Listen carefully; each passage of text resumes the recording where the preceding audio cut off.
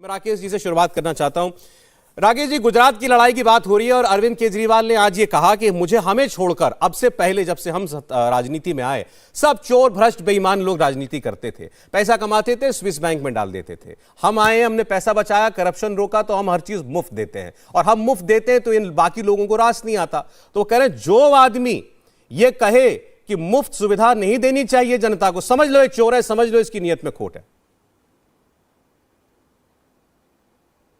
देखिए, वास्तव में मुझे तो आश्चर्य लगता है, कोई आदमी जनता को इतना मूर्ख समझता है। उसके एक एमएलए अमानतुल्लाह खां की गिरफ्तारी अभी हुई है, उसके घर से करोड़ रुपए बरामद हुए। उसके पहले सत्येंद्र जैन के घर से 2 करोड़ रुपया बरामद हुआ और इसके पहले अन्य एमएलए 2 एमएलए और गिरफ्तार हो चुके थे। जिस पार्टी के एक छोटे राज्य में शासन करने वाला, उस छोटे राज्य के का रोना अरविंद केजरीवाल खुद रोते हैं कि हमारा बजट कम है, उस राज्य के उनकी पार्टी के एमएलए के घर से करोड़ों रुपया बरामद हो, जिस राज्य में झुग्गी झोपड़ी को हटाने का पूरा अभियान वो पूरा नहीं कर पाए और गुजरात जाकर कहते हैं कि हमसे पहले आए सभी लोग भ्रष्ट हैं। तो उनको 2 बात और कहना चाहता हूँ। 2016 में वेटिकन गए थे। वेटिकन में उनको विशेष रूप से, वो एक अपवाद स्वरूप मुख्यमंत्री थे जिनको वेटिकन में मदर टेरेसा के सेंटहुड देने में उनको आमंत्रित किया गया था। खैर वो अलग बात है उन्हीं को क्यों आमंत्रित किया गया, लेकिन जब गए तो बिजनेस क्लास से गए और बिजनेस क्लास का खर्च दिल्ली से वेटिकन का कितना होता है ये आम आदमी पार्टी के लोग बताएंगे, चूंकि बिजनेस क्लास से वही चलते हैं। दूसरा मैं बता रहा हूँ कि चार्टर प्लेन से गुजरात पहुँचे, वो चार्टर प्लेन से गुजरात गए और जिस आम आदमी की पार्टी कहते हैं, आम आदमी पार्टी की पीठ की सवारी कर रहे हैं और उन्होंने आदर्श को, जन आंदोलन को की विश्वसनीयता के सूचकांक को सबसे अधिक कम किया है। जब वो जन आंदोलन में गए, लोकपाल की बात करने गए थे, तो दिल्ली में एक लोकपाल बनाकर, एक लोकायुक्त बनाकर मनीष सिसोदिया की जांच करा लेते। दिल्ली के 12 कॉलेजों में, जो 12 कॉलेज, दिल्ली विश्वविद्यालय के 12 कॉलेज में शिक्षकों को वेतन नहीं मिल पा रहा है, कर्मचारियों को पैसे नहीं दे रहे हैं, 6-6 महीने पर उनके वेतन जाते रहे, उस राज्य का मुख्यमंत्री आज बाहर जाकर इतनी बड़ी बात करते। अंत में एक बात और मैं सौरभ जी अपने इंट्रोडक्टरी रिमार्क में जोड़ दूं, आम आदमी पार्टी क्या करती है, इसको, यह जो गोवेल्स था हिटलर का प्रचार मंत्री, उसमें विश्वास करती है कि झूठ को इतना बोलो, इतनी बार बोलो, इतनी तरह से बोलो कि झूठ ही सच नजर आए। इसका एक प्रमाण है, तो अभी आरटीआई में आया है, मैं कोई आरटीआई का ही बता रहा हूँ, 2012 से 22 के बीच में 4200%, 4200% जो विज्ञापन है उसके खर्च में दिल्ली सरकार की वृद्धि हुई है और सिर्फ 2021-22 में 488 करोड़ का खर्च हुआ और सिर्फ मार्च महीने में, एक महीने में 125 करोड़ का इन्होंने विज्ञापन दिया। पूछिए, उस विज्ञापन में, दिल्ली छोटी जगह है, इसका विज्ञापन मुंबई में, चेन्नई में, गुजरात में देकर क्या पाते हैं? ये 4200% जो बढ़ा दिया, 488 करोड़ में दिल्ली सरकार की कम से कम 20-50 स्कूलों का उद्धार हो सकता था। ठीक है, मैं अब जरा, आपने बहुत सारी बातें कही हैं, एक ओपनिंग रिमार्क जो है दिलीप पांडे साहब भी दे दें। आपने पहली बात तो ये कही कि अब खुद को ईमानदारी का सर्टिफिकेट देने वाले अरविंद केजरीवाल ये क्यों नहीं बताते कि दिल्ली में उनका एक मंत्री और एक विधायक भ्रष्टाचार के आरोप में जेल में बंद है, क्यों वो दूसरी पार्टियों के ऊपर भ्रष्टाचार का आरोप लगाते हैं, अपना भूल जाते हैं। दिलीप जी।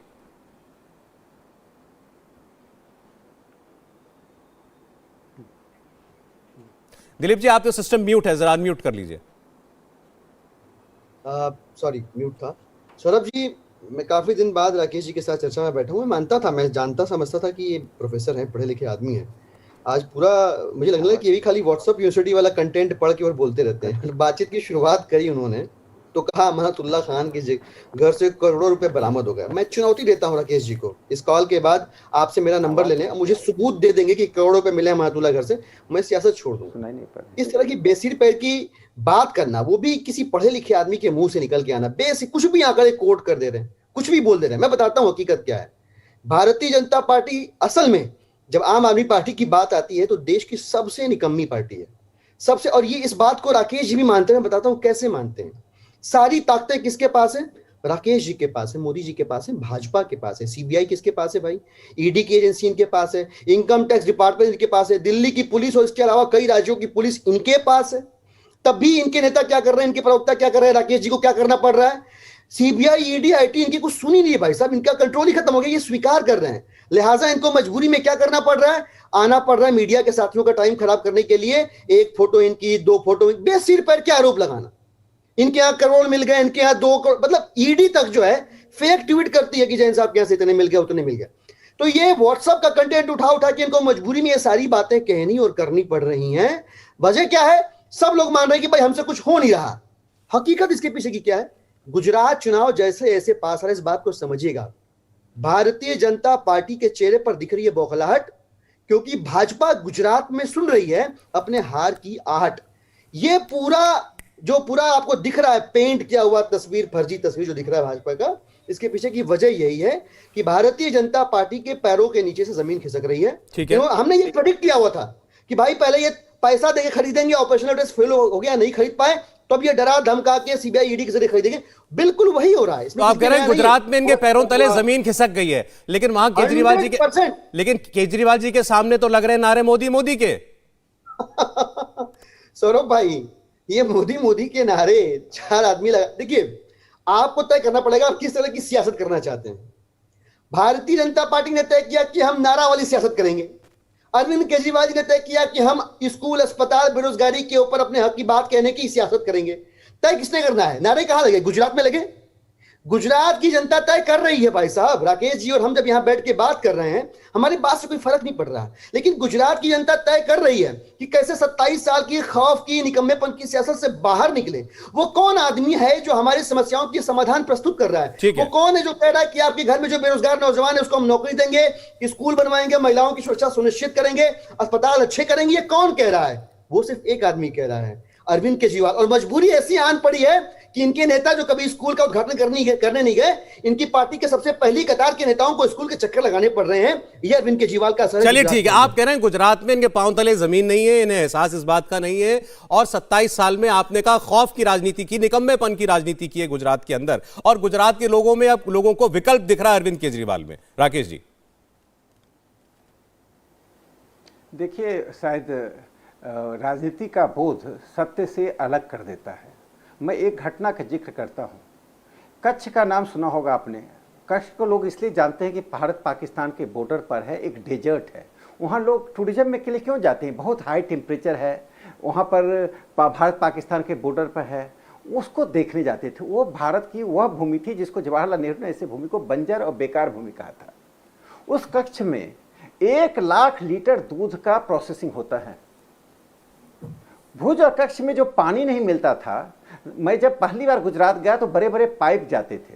तो मैं जिस राज्य में था, बेगूसराय बरौनी में पाइप, असम से पाइप चलती थी, तो मुझे लगता था इसमें पेट्रोल जाता हो। तो मैंने पूछा इसमें क्या है? कहा यहाँ से पानी जाता है।